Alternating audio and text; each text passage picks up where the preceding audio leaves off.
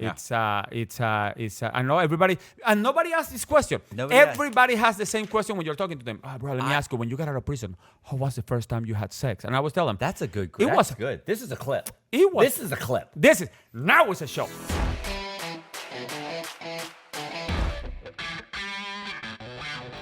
And I told them, it was fucking horrible. Horrible. So I almost cried. What?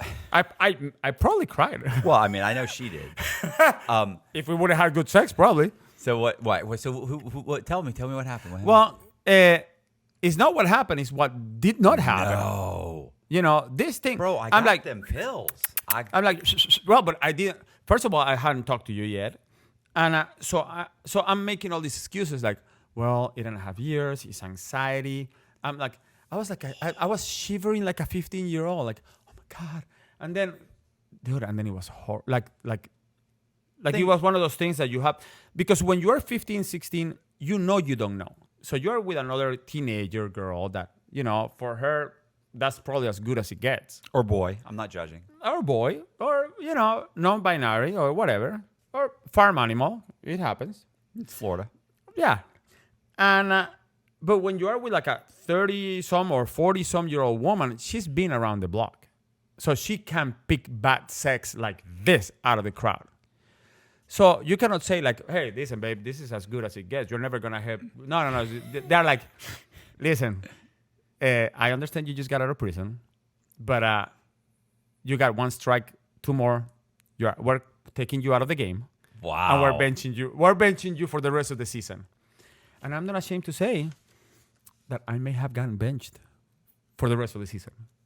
That on that first baseball game. It was horrible, bro. Horrible.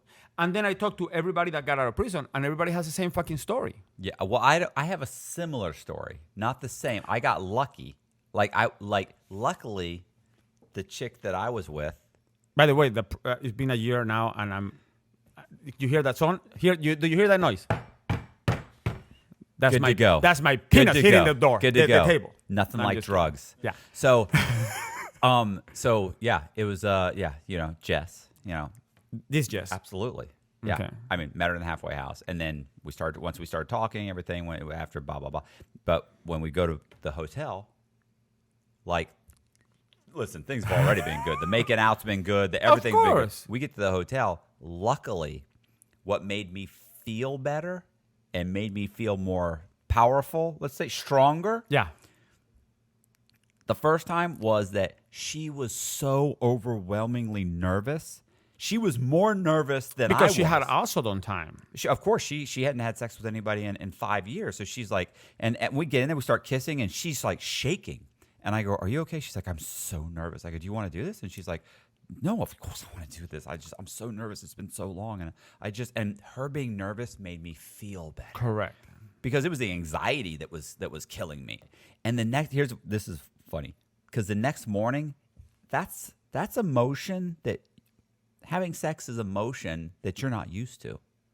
Right? I mean, like if you're not doing it on a regular basis. Of course. So after 13 years, the next morning when I rolled out of bed and went to stand up, I went... Your back was killing you. No, well, keep in mind, she's 18 years younger than me. So I stand up and I go, oh, I go, fuck. She goes, what? I go, my hip. And she goes, oh my God. And she just starts busting out laughing. She goes, your hip? Did your hip go out? That's how confidence builder right there. And I was like, it's a weird motion. I'm fine. She goes, oh my God, you threw your hip out? And I'm like, stop it. So she's laughing. I was like, oh my God. That was horrible. But then listen, the next time we have sex, like suddenly then it was, and listen, even that time, halfway through it was like I'm pushing rope. And that's the problem. The second time, I'm pushing rope. The third time, I'm pushing rope. Listen, by the fourth time, I'm calling a buddy of mine that was locked up for selling fake Viagra. And I come, boom, boom, boom. I'm like, hey, bro, I got an issue. And he's like, what's up? And I said, listen, here's what's going on. And he goes, man, it's not a big deal. Once you're over 40, it's going to be an issue. 2 out of 3 men are taking this. I'm going to send you this. So everything's cool. I get it. Then he says, go to the doctor. I go to the doctor. I get a script. I get Cialis. And then everything's great. So here's what's messed up. I never say anything to her. That you were taking the pills. No. So one day, something happened, and I don't have the pills. And I find myself at her place. And she starts kissing me. And we start kissing and we're pulling each other's clothes off. And I think everything's fine. And I realize as we get going, did you relapse? It's not fine. And I don't have the pills. And I don't always feel like I need the pills, but I thought I was fine, and I wasn't fine. And so she's immediately rolls over, and she's like, is it me? You thought you were in remission, and you relapsed. No remission. I didn't have the pills. I thought everything was fine. You don't always need the pills. No, you don't always need the pills. I wake up in the morning, I'm fucking ready to go, bro. But like literally, she's like, is it there's me? a bunch of guys looking at this video going, how can these guys be comfortable talking about this shit? Because we've been to fucking prison, and that's what we do. Because every 2 weeks, I had a guy ask me to bend over, spread my ass cheeks, cough, so he could look at my fucking ass. I'm over your opinion. So, yeah, so, you know what's so funny? And that was his cellmate, by the way. There wasn't even the cards. So, I listen, she's like, is it me? Is it me? I was like, oh God. I was like, no. She's like, I mean, is it, what? I don't understand. She was so adorable. And she was so adorable. And I felt so bad. I was like. So did you confess? I said, I got to tell you something. And I said, okay, I went, you remember about the third or fourth time? And she's like, kind of, I just figured you were nervous. I said, I was nervous. I said, so I went and I got I got like Cialis. And then I started explaining it to her. And she's like, did it make it worse? She goes, have you been taking them the whole time? I go, well, yeah, now I've been taking. I don't always need them. I'm like, a couple times you've come over just out of the blue, and I didn't. Yeah. We just started making out. We ended up in bed, and I never took them. And she was just like, oh my God. She's like, I can't believe. Like, she was so in shock. So in shock. Sorry to interrupt you, but I have a question. Was there like a good shock, or like, oh my God, you need pills to be with me? Right. That's what because that's what women think. That's what I'm thinking. When you're 35 years old. You're dating when you're 33 years old, you're dating a guy that's 50, right? Or 51, that's what you think. So she goes and she asks her dad. She goes, Dad, can I talk to you about something? And he goes, yeah, what? She goes, I mean, you're like 56 years old and Matt's. So you're her father's age? No, I'm 52. Her dad's 50. Her dad's like 60 now. He's like 8 years older than me. Okay. Or 6 years older. Anyway, so she goes to him, she goes, look, this and this. And she said, so have you ever heard of that? And he goes, yeah, I got them pills. I got them. And she goes, what? He goes, yeah, I have them. He's had them for the last 10 or 12 years. Since I was like 43, 44, something like that. And she goes, are you serious? And he goes, yeah. He goes, lots of guys have them. It's common. And she goes, so that made me feel a lot better. When she told me, so I feel a lot better. I go, you told your fucking dad that I'm... That sounds very weird also, but yeah. What did you do? And she's like, I'm like, I can't look at your dad. What are you doing? So yeah. It's but that's a question that a lot of people have that they don't like to ask. Listen, how was the first time you had sex? Or like the first time you slept with somebody in the same bed. Dude, awkward. Weird as fuck. Yeah. And then I remember her telling me like, you're always like reaching out for something. And I'm like, yeah, the wall. Yeah. Where the hell is the wall? And yeah, bro, it's just kind of crazy. How long did it take you? Because the beds in prison are so narrow. How long did it take you to stop doing the hop around? Like you hop to turn? Dude. Now I just roll over. Because in prison, if you roll over, you either hit the wall or you fall out of bed. Yeah. So you kind of do a hop. I was know. hopping for 6 months to a year. Hi, my name is Juan Sanchez, and you know me from Matthew Cox podcast. I'm reaching out to you right now so you can go to his Patreon account and sponsor one of his 3 tiers he has. The first tier will give you a thank you text from him. The second tier will give you access to all of his videos, including the ones that I'm in, full length. Sorry. The third tier includes all of that, plus one of these wonderful collectible paintings. Listen, I know there is hungry children in Africa. I know there is people starving in South America. But we need to help Matthew Cox, his cause. Please support him, go to Patreon, and help him help me help you. Yeah, I still every now and then be like, okay, I find myself doing that. And I'm like, wait a second, I have enough space where I can roll around. Yeah, I got a king-size bed. I can roll over 3 or 4 times. Yeah, so those are things that a lot of people don't think about because they focus on the crime and, oh my God, what did these guys do? But when you get out of prison, how about this? I don't know if you ever did this or not, but when you're going to sit down to eat, Did you ever knock on the table to sit down and knock on the table to get up, or you weren't that institutionalized? I wasn't. I've been. Okay, first of all, you know that's more of a state thing. But the feds, Yeah. they carried it on. Right. But By the way, for those of you that don't know, you knock before you sit down, you knock before you get up. And I was informed that that's so you don't start asking people, hey, can I sit here? And you're spitting on everybody's food. You kind of knock, and if they knock back, then you're allowed to sit on the table. see, and I was told that it was in state you're not allowed to talk. So when they sit down to eat at all.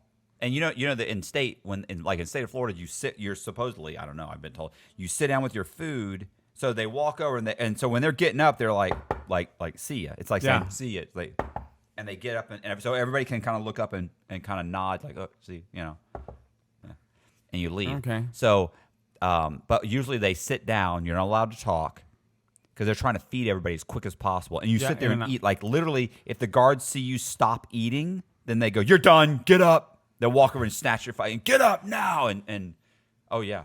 Not my favorite stories was there was this guy who was like, I don't know, whatever, 6'4", huge, massive guy in state prison. And this guy, Jeff Apollonia, told me the story. He said the guy was just massive. And he walked over one day and he sat down and he slowly was eating his food. And the guard said something to him. And he went, and the guard said, hey man, hurry up. And he goes, I'm not. He goes, no. And he just slowly ate. And he goes, all right, bro, you're done. Get up. He goes, no. And he slowly just ate. He said, I'm going to enjoy my oatmeal.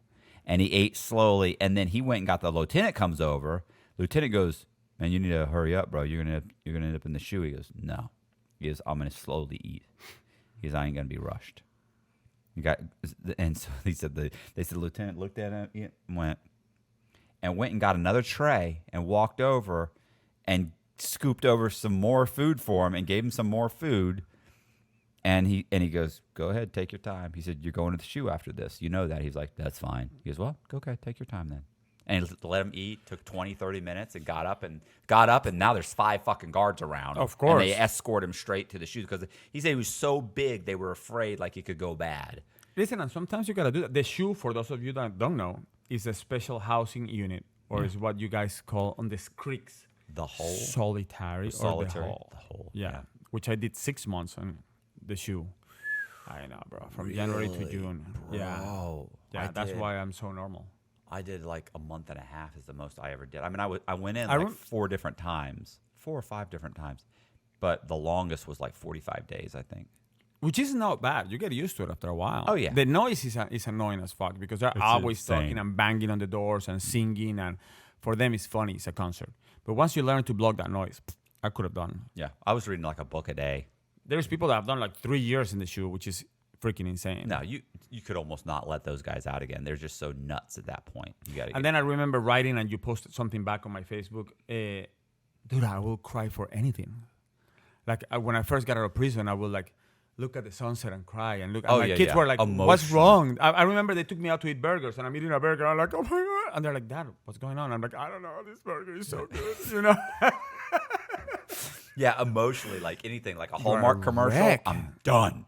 Dude, it's anything. It's horrible. And occasionally it happens every now and then. I will see something and I'm like, man, this is so like we joke around in this channel and when we talk about our crimes and stuff like that, but injustice still gets to me.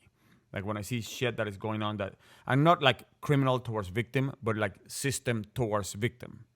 That shit gets to me. That shit pisses me off. Towards victim or system towards criminal? No. Well, I think most criminals at some point become victims of the system because the system doesn't rehabilitate any fucking body. You go to prison, you spend 3 years, 4 years sitting there playing handball and planning your next crime.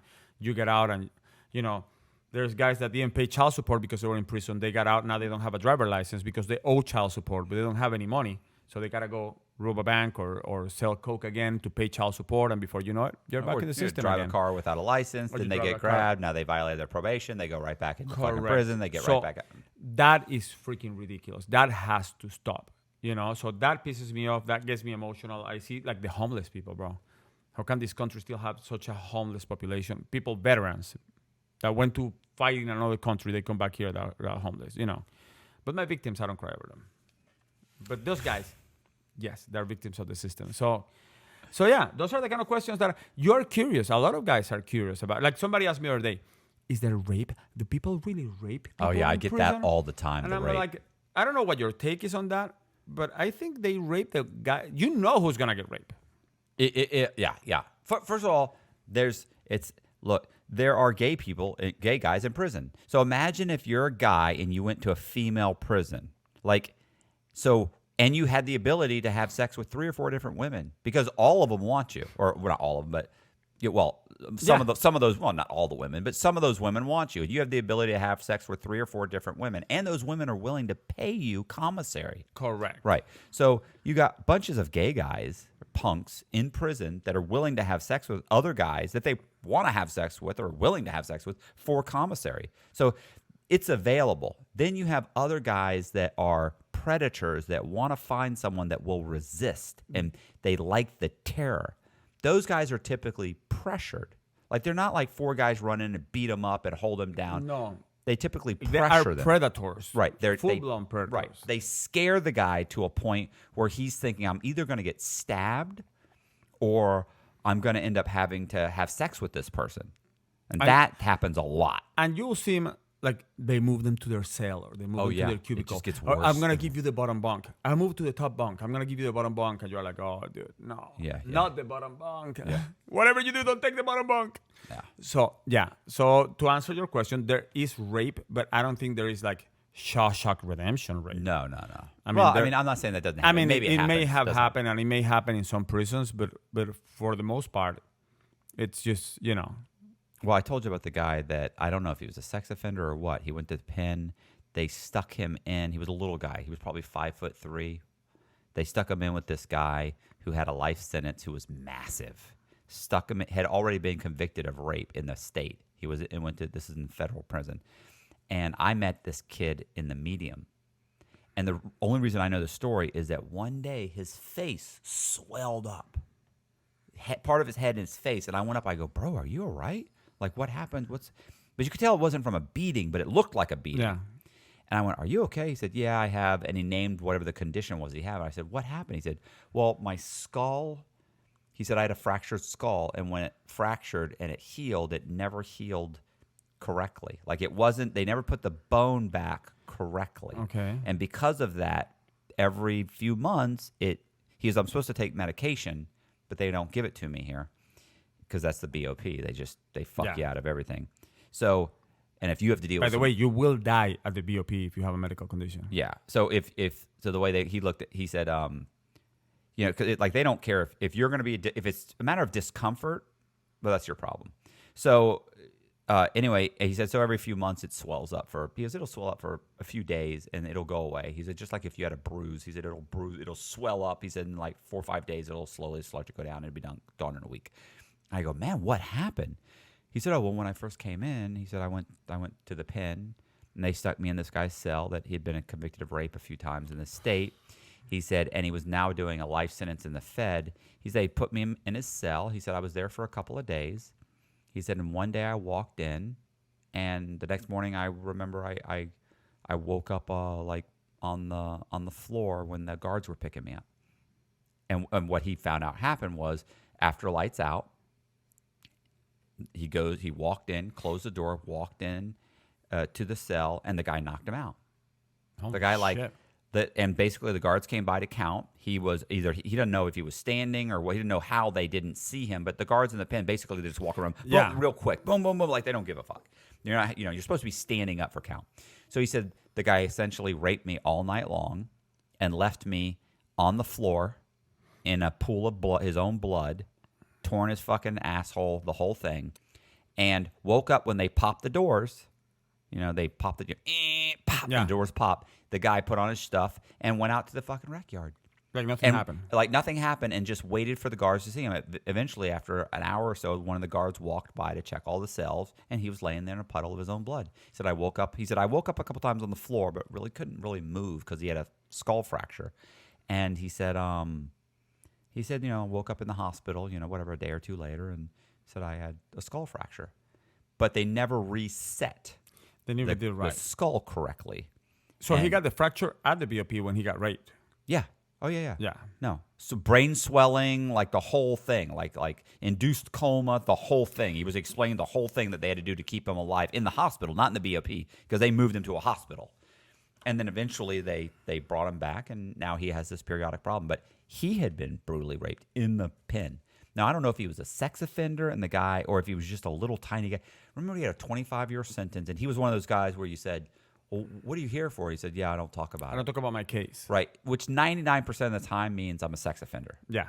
Right, And- 99%. And of what the people don't know is you have cell phones in the prison. So, you don't talk about your case? Yeah, don't worry about it. They look you up in a system called Pacer, and they use your case. Yeah, and so You know? so he so the guy, I think the guy just did it to rape him, but he may have used that as an extra incentive to make it justify it, and he doesn't know whatever happened to the guy. He just knows he was So transferred. I'm sure for that guy, if he was here, that would probably be the worst That would probably fall under his worst prison prison experience. experience. Yeah, that would probably fall into his worst.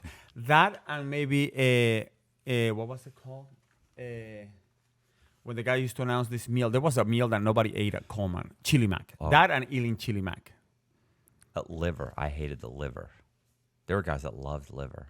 I hated liver. And then we have, if you've never been to prison, all your meals are programmed. Mm-hmm. So you have chicken on Thursday, you have burgers on Wednesday. You have fish Burger on day. Friday, burger day, chicken day, fish day. And then French toast on Coleman on Sunday, which are not French toast. They're just Stop. burned bread. There was lots of stuff that they told you it was something that you looked at, you thought, yeah, this is And you're not- like, yeah, that is not what this is. So yeah, so those are kind of, to me, those are interesting questions. Like, did you get raped in prison? Have you ever witnessed somebody getting raped? When you get out, how was your first encounter with a significant other? Not to genderize the conversation, you know? Yeah. I'm sure for gay guys, it's a different story because they're having sex in prison. I mean, there's a lot Yeah, of couples. there's no downtime for them, really. There's I think- not that leeway. Connor, his face went. Connor's like- As soon as I said there's no downtime for them, he went. His Connor, face. I'm going to ask you a scrunched question, up. Connor. Have you ever heard of, and these are some prison stories. Have you ever heard of what a pearl is? I can't say so. You know what a pearl is?